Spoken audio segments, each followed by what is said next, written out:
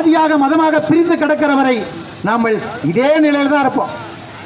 சாதியை துறந்து மதத்தை துறந்து நாம் தமிழர் என்ற ஒரு ஓர்மையில் நீங்க வந்தீங்க அப்படின்னா நம்மளுடைய வெற்றி என்பது யாராலையும் தடுக்க முடியாது.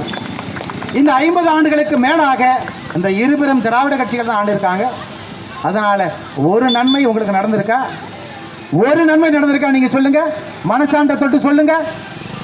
என்ன நன்மை நடந்திருக்கு?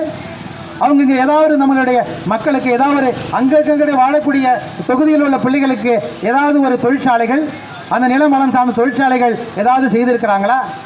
படித்து முடிச்சுட்டா என்ன செய்யணும்? ஒரு கல்லூரி முடிச்சிட்டோன்னா என் பிள்ளைகள், என்னோட தம்பிகள், அண்ணன்கள் எங்கே போகிறான்? எடுத்தவொடனே இந்த ஊரை விட்டுட்டு உடனே ஓடுறான். படித்து முடித்த உடனே ஊரை விட்டுட்டு ஓடுறான். எங்கே ஓடுறான்? சென்னைக்கு ஓடுறான், கோயம்புத்தூர் ஓடுறான், பெங்களூர், திருப்பூர், அங்கே தானே ஓடுறான். உங்களை பிரிஞ்சு தானே கிடக்கிறான். அந்த பிரிஞ்சு கிடக்கூடிய பிள்ளைகள் அவனோட மனநிலை எப்படி இருக்கும்? அதை சிந்திச்சு நீங்க ஓட்டளிக்கணும், வாக்களிக்கணும். நாம் தமிழ் கட்சி அதிகாரத்தை வந்த பிறகு என்ன செய்யும்? நிலம் வளம் சார்ந்த தொழிற்சாலைகளை இங்கேயே நிறுவோம். இந்த காட்டுமன்னார் கோயிலிலேயே அரை மணி நேரத்துக்குள்ளேயே என்னுடைய பிள்ளைகள் வேலைக்கு போயிட்டு வீட்டுக்கு வந்துடும். அப்பா அம்மா பார்ப்பான், தங்கச்சியா பார்ப்பான். கல்யாணத்துக்கு 10 நாள் நின்று வேலை செய்வான். பத்திரிக்கை கொடுக்கறதுலேருந்து என் தங்கச்சி கல்யாணம் பண்ணிவிடுறான், அவங்க என்னைக்கு பெண்ணு பார்க்கறதுலேருந்து எல்லா வேலையும் செய்வான். இப்போ அப்படி இருக்கா? இப்போ அப்படி இருக்கா? அவன் என்ன செய்யணும்? முத நாள் தான் வருவான். கல்யாண நாளைக்குன்னா காலையில் தான் வருவான், முத நாள் தான் வரான், சாயந்தரம் தான் வரான்.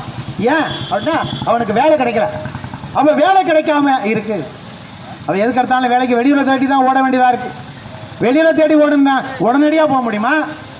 இங்கே சென்னைக்கு நான் போகணும், இங்கேருந்து சென்னைக்கு போகணும். நான் எப்படி போகணும்? இங்கேருந்து சென்னைக்கு நேரடியான பேருந்து இருக்கா? இங்கேருந்து நான் சேம்பரம் போகணும், சேம்பரத்தில் போய் காற்று கிடக்கணும், அப்படி காற்று கடந்துட்டு அப்புறம் சென்னைக்கு போகணும். அப்போ இங்கே திரும்பூட்டம் போகணும், வடலூர் போகணும், இப்படி தான் நான் போகணும்.